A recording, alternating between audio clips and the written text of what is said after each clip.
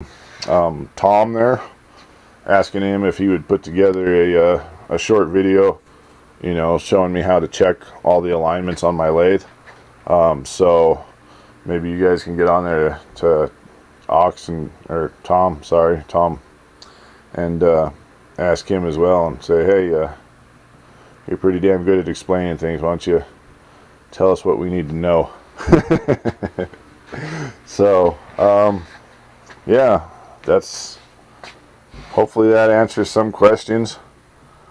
Like I said, I don't really care if this on the side without the gib, if it is flat all the way across, as long as that outside is not giving, or that inside is not giving me any high spots. If I have, you know, the whole part I can reach real easy flat and the inside tapered in just a hair, fine. As far as the side with the gibs, I'm not sure which side that is.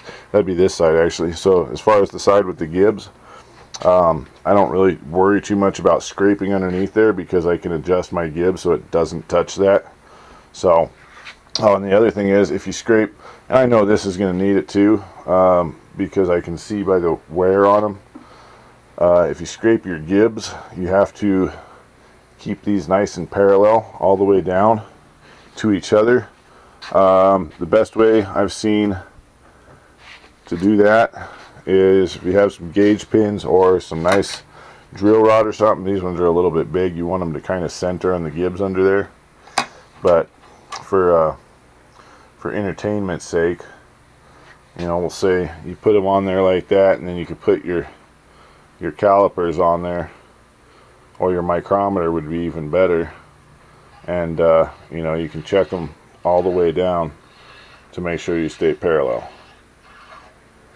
So that's the only advice I can give you on the gibs.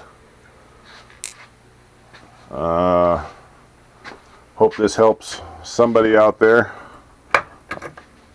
I kind of jumped into this. I knew it was going to be a pain in the ass, but I kind of jumped in and started learning all in the same. So, you know, if you have questions, I guess ask them. If I have answers, I'll give them to you. If not, maybe we can see what we can do to help each other out. I mean, pretty much anything with machining is just thinking through it. So, yeah, I'm going to go, I guess, download this. I got to recharge this battery and wash this blue off for a moment and then come back out here and get blue. So, scrape away. Oh yeah, I actually show you guys this while I'm here. This is on another video. I don't know if I'm going to post it or not, but I picked this up from someplace online. It's about 55 bucks, and I can't get it out of the box, so obviously it was worth it. I know you can just cut an alignment bar, you know, but then again, you're cutting your alignment bar in your chuck unless you have a collet, so it's acceptable to air.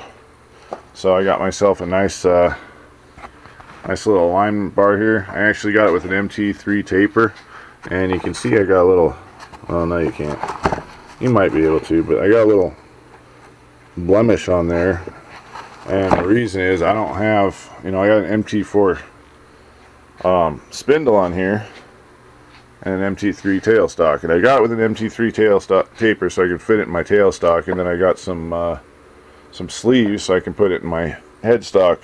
And obviously I got a little blemish, so I believe this is machined correctly. I mean, this thing it's got an amazing finish. It's supposedly precision ground to a thousandths or a 10,000ths.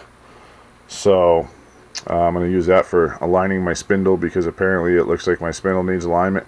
But since I got a little high spot on there from my sleeve, I'm going to have to hone out my sleeve. And the way I do that is I just, you know, I pretty much take a stone, lube it up there, and just one stone, not like a cylinder hone or anything, because a cylinder hone presses all three out at the same time. So when you go into it, you're going to be pushing harder, and it's actually going to change your taper. But if you just use your fingers, you know, keep the speed low and lots of lube, and stick that in there and just kind of hold it and bring it back and forth, so you're getting about a 60-degree crosshatch pattern, just like you're honing a cylinder. It will straighten them out quite a bit. I've actually done it with, not with this South Bend chuck here, but I had to change spindles in this drill. And the old spindle on it or the old arbor on it, which is somewhere in my bag of crap. It would be this one here. Was had high spots all over it, and I don't know if you guys can pick up on this, but you can see my cross hatching on there.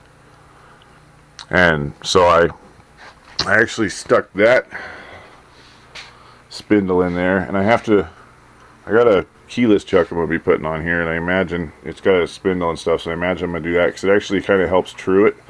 And even if you don't have issues with like high spots, and I even did that on the inside of the quill, but if you don't have issues with high spots, but you do have a little bit of run out, you can actually remove a couple thousandths of an inch of run out by doing this. And when you have two like this and you need to do this one, what I do is I put in my south bend, which runs pretty true, and then I put a piece of stock in there, and I just mount that on the bottom piece of stock, and I keep a piece of board or something right underneath just in case my whole setup falls out or whatever. But yeah, and then I can hone that, and then if you're doing just your I think that's a JT30 or JT3 on there, if you're doing that one, you can just mount your arbor right in your chuck and just hone the little arbor, and it it removes any high spots, and it helps reduce a little bit of run out on your drill chucks. So just keep that in mind. No point in throwing away a cheap arbor if you can make it work somewhat. So yeah, I'm going to continue on with my plans. You guys, best of luck.